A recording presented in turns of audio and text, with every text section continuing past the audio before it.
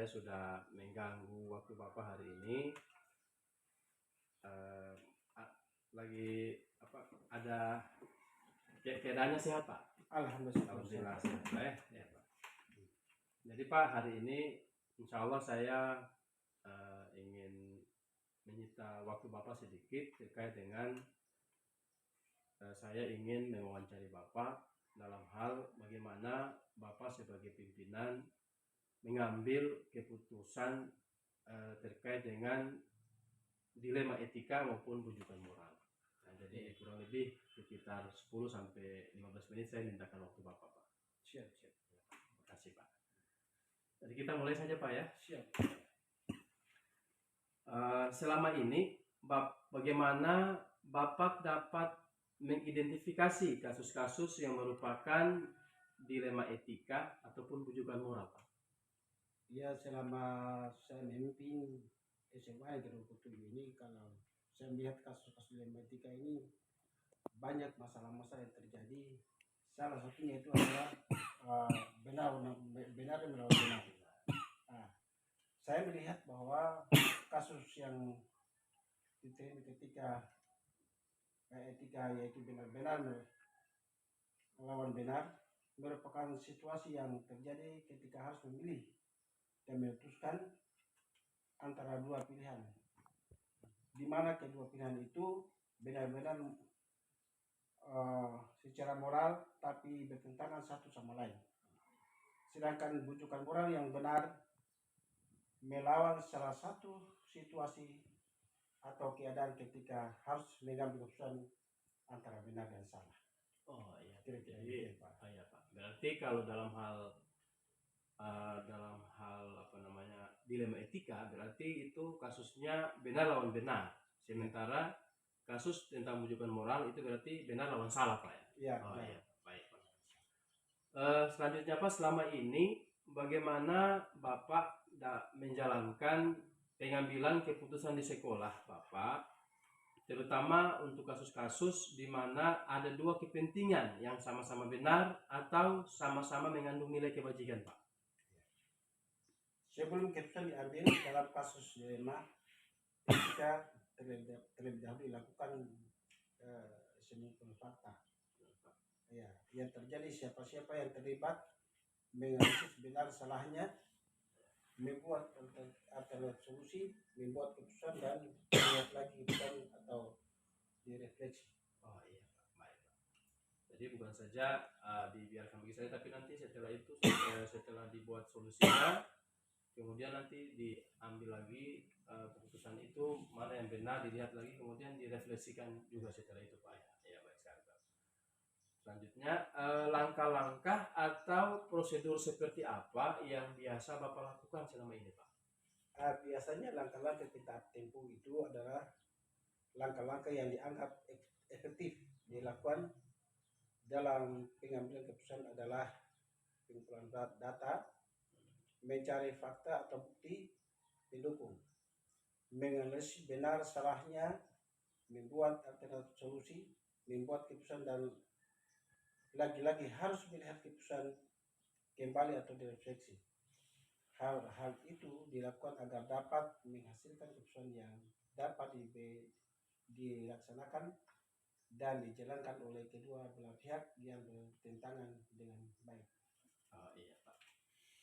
Lanjut Pak, hal-hal apa saja yang selama ini Bapak anggap efektif dalam pengambilan keputusan pada kasus-kasus dilema etika Pak? Ya, hal-hal yang efektif dalam pengambilan keputusan harus di kasus dilema etika adalah dengan menelaah siapa-siapa yang terlibat, sifat urgen atau mendesak, dan tidaknya kasus dilematika tersebut, dan pengambil alternatif solusi. Iya Pak. Baik. Hal-hal apa saja yang selama ini merupakan tantangan dalam Bapak ketika mengambil keputusan pada kasus-kasus dilema etika Pak? Tantangan dalam pengambil keputusan kasus dilematika adalah masalah tersebut mempunyai nilai yang sama-sama penting biasanya, tetapi harus ada yang didahulukan serta adanya peraturan-peraturan yang dipenuhi.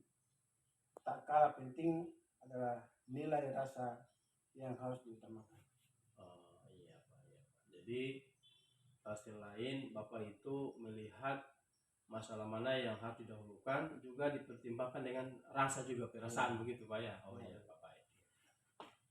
Selanjutnya, apakah Bapak memiliki sebuah tata kelola atau jadwal tertentu dalam sebuah penyelesaian kasus dilema etika?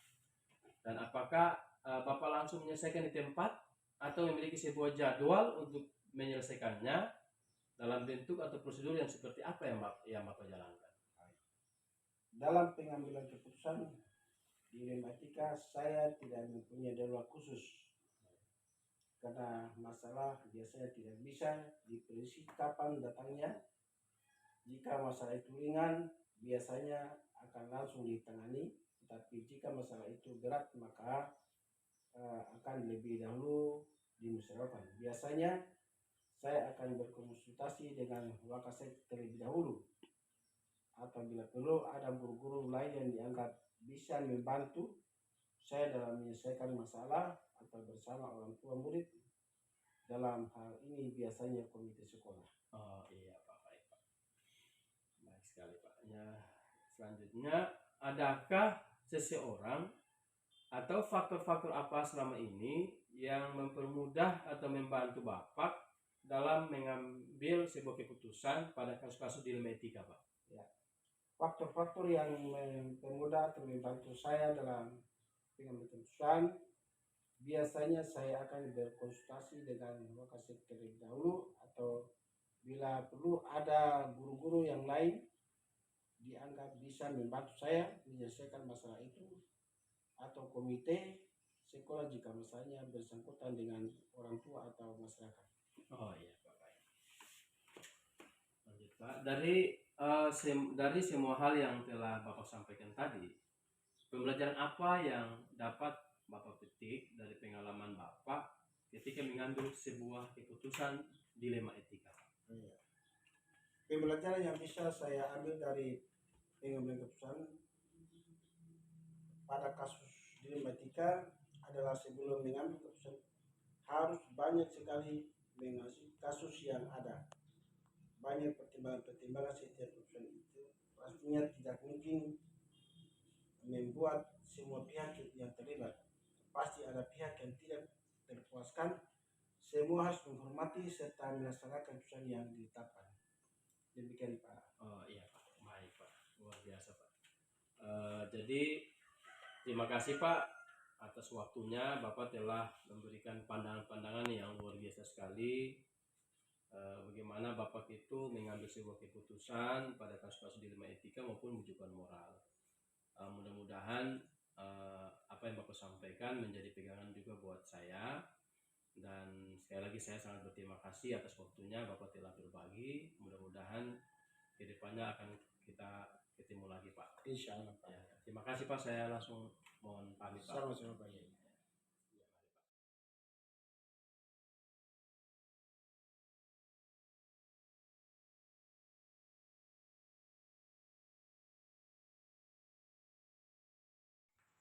Assalamualaikum warahmatullahi wabarakatuh. Waalaikumsalam warahmatullahi wabarakatuh. Ibu Ket, mohon maaf hari ini saya telah mengganggu aktivitas Ibu. Dalam hal ini saya bermaksud untuk melaksanakan wawancara dengan Ibu sebagai Kepala SD Negeri 1 Katapang dalam masalah tentang bagaimana Ibu sebagai pimpinan mengambil keputusan di sekolah, terutama pada kasus yang merupakan dilema etika ataupun rujukan moral itu. Jadi kurang lebih kira-kira sekitar 5-10 menit saya mohon kesediaan waktunya Ibu. Kira-kira bisa Ibu? Boleh. Oh ya, makasih Bu. Ya, jadi Mungkin kita mulai saja Ibu. Yang Iya. pertama, selama ini bagaimana Ibu dapat mengidentifikasi kasus-kasus yang merupakan dilema etika ataupun bujukan moral? Eh, Baik, terima kasih untuk saya. Menurut pandangan saya, dilema etika atau bujukan moral, di sini yang perlu kita garis bawahi yaitu dilema etika. Saya melihat bahwa kasus dilema etika yaitu benar lawan benar merupakan situasi yang terjadi ketika harus memilih, yang maksudnya di sini dan memutuskan antara dua pilihan di mana kedua pilihan itu benar secara moral tapi bertentangan satu sama lain. Sedangkan untuk bujukan moral yaitu benar melawan salah, yaitu situasi atau keadaan ketika harus mengambil keputusan antara benar dan salah. Sekali Ibu, berarti dalam hal ini pada kasus dilema etika itu adalah kesimpulannya itu kasus menyangkut dengan masalah benar lawan benar. Kemudian untuk bujukan moral itu adalah kasus menyangkut benar lawan salah. Jadi kalau ada satu kasus tadi Ibu sampaikan, kita harus memilah dulu mana yang masuk dilema etika dan mana yang masuk pada kasus tentang bujukan moral ya. Baik sekali Bu. Selanjutnya Ibu, selama ini bagaimana Ibu menjalankan pengambilan keputusan di sekolah Ibu, ya, terutama untuk kasus-kasus di mana ada dua kepentingan yang sama-sama benar atau sama-sama mengandung nilai kebajikan. Jadi ada dua kasus yang ada dua kepentingan yang sama-sama benar, kemudian sama-sama juga mengandung nilai kebajikan. Kira-kira seperti apa? Menurut saya sebelum keputusan itu diambil dalam kasus, khususnya dalam kasus dilema etika, terlebih dahulu dilakukan pengumpulan fakta yang terjadi, siapa-siapa yang terlibat, kemudian menganalisis benar salahnya, membuat alternatif, solusi, membuat keputusan, dan melihat lagi keputusan atau direfleksi. Baik sekali. Berarti dalam mengambil sebuah keputusan ini ada langkah-langkah yang harus dilalui dulu, seperti misalnya tadi Ibu sampaikan tentang bagaimana itu mengumpulkan fakta dulu, kemudian harus juga diketahui siapa-siapa yang terlibat, kemudian dianalisis juga masalahnya mana yang benar mana yang salah, itu ya Bu ya. Kira-kira yang saya tangkap seperti itu, luar biasa Bu. Jadi selanjutnya Ibu, langkah-langkah atau prosedur seperti apa yang biasanya Ibu lakukan selama ini Bu? Jadi kalau ketika mengalami masalah seperti itu, kira-kira langkah-langkah atau prosedur seperti apa yang biasanya Ibu lakukan? Baik, terima kasih. Langkah-langkah atau prosedur, ini langkah-langkah yang dianggap efektif dapat dilakukan dalam pengambilan keputusan adalah mengumpul data, mencari fakta atau bukti pendukung, kemudian menganalisis benar salahnya, membuat alternatif solusi, kemudian membuat keputusan, dan lagi-lagi harus melihat keputusan itu kembali atau direfleksi. Dalam hal ini dilakukan agar dapat menghasilkan keputusan yang dapat dilaksanakan dan dijalankan oleh kedua belah pihak yang bertentangan dengan baik. Baik sekali. Selanjutnya Ibu, hal-hal apa saja yang selama ini Ibu menganggapnya sesuatu yang efektif dalam pengambilan keputusan pada kasus-kasus dilema etika. Untuk kasus dilema etika, hal-hal yang efektif, maksudnya hal-hal yang efektif di sini dalam mengambil keputusan. Ya. Maksudnya keputusan kasus dilema etika adalah dengan menelaah siapa-siapa yang terlibat.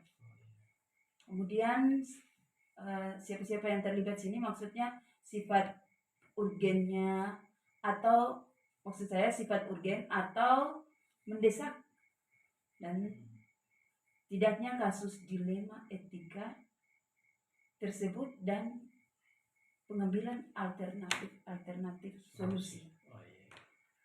Jadi seperti yang saya sampaikan, sebelum keputusan itu diambil perlu juga ditelaah dulu siapa-siapa yang terlibat, kemudian seberapa penting atau seberapa urgennya masalah ini dan mendesaknya, itu ditelaah dulu, kemudian baru ditentukan alternatif solusi. Ya, baik sekali. Selanjutnya Ibu, hal-hal apa saja yang selama ini merupakan tantangan dalam pengambilan keputusan pada kasus-kasus dilema etika itu yang Ibu rasakan ketika membuat sebuah keputusan pada kasus dilema etika ini? Hal apa saja selama ini menjadi tantangan bagi Ibu? Menurut saya, tantangan dalam pengambilan keputusan kasus dilema etika adalah masalah tersebut mempunyai nilai yang sama-sama penting. Biasanya tetapi harus ada yang didahulukan, serta adanya peraturan-peraturan yang harus dipenuhi. Tak kalah pentingnya juga adalah nilai rasa yang harus diutamakan. Oh iya, berarti dalam hal ini ketika yang menjadi tantangan bagi Ibu ketika mengambil sebuah keputusan pada masalah dilema etika ini adalah ketika kasus tersebut keduanya sama-sama penting, sama-sama penting, kemudian yang harus didahulukan itu yang mana? Yang dari dua masalah ini yang penting ini mana yang harus didahulukan? Yang tentunya harus Ibu tadi sampaikan bahwa harus dicocokkan juga dengan peraturan yang berlaku di sekolah misalnya, yang pada akhirnya juga diukur juga dengan perasaan. Jadi ada nilai rasa juga Ibu ya. Baik sekali Ibu. Lanjut Ibu, apakah Ibu memiliki sebuah tata kelola atau jadwal tertentu dalam sebuah penyelesaian kasus dilema etika? Apakah Ibu langsung menyelesaikan di tempat atau memiliki sebuah jadwal untuk menyelesaikannya? Baik secara bentuk atau prosedur, seperti apa yang Ibu jalankan? Dalam pengambilan keputusan dilema etika, di sini yang tidak mempunyai jadwal khusus, karena masalah biasanya tidak bisa diprediksi kapan datangnya. Kemudian jika masalah itu ringan, biasanya akan langsung ditangani. Tapi jika masalah itu berat, maka akan lebih dahulu dimusyawarahkan. Biasanya saya akan berkonsultasi dengan Wakasek terlebih dahulu, dimusyawarahkan. Ya, dengan Wakasek terlebih dahulu, atau bila perlu ada guru-guru lain yang dianggap bisa membantu saya menyelesaikan masalah, atau bersama orang tua murid, yang dalam hal ini biasanya komite sekolah.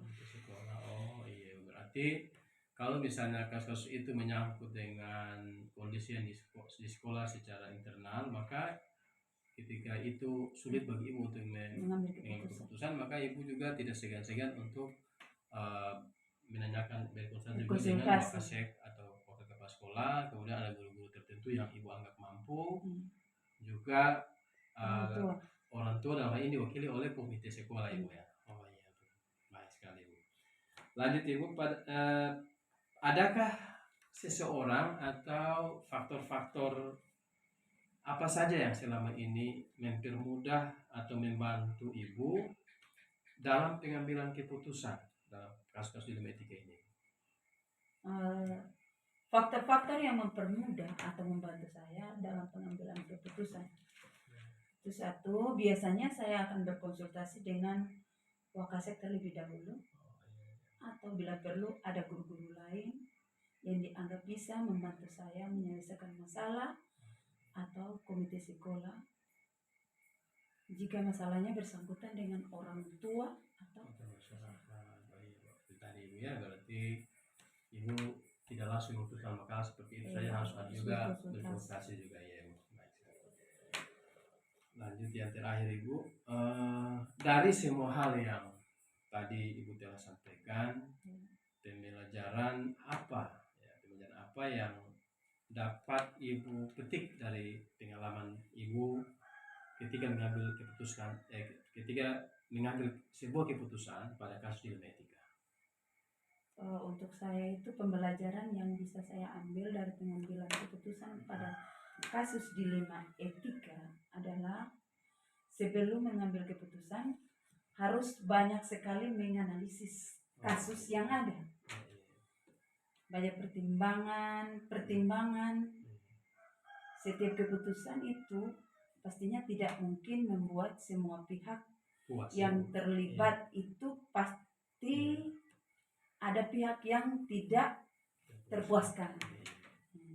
Jadi semua harus menghormati serta melaksanakan keputusan yang telah ditetapkan. Baik sekali Bu. Jadi saya sangat lega sekali Bu telah memberikan pandangan yang luar biasa. Saya juga berharap semoga nantinya ketika Ibu dalam menjalankan tugas, ketika menghadapi masalah-masalah menyangkut dengan dilema etika ataupun rujukan moral, Ibu bisa menyelesaikannya dengan baik ya, dengan sesuai dengan apa yang disampaikan tadi, sehingga bisa menjadi atau mendapati solusi yang sesuai dengan keinginan Ibu ya. Baik Ibu.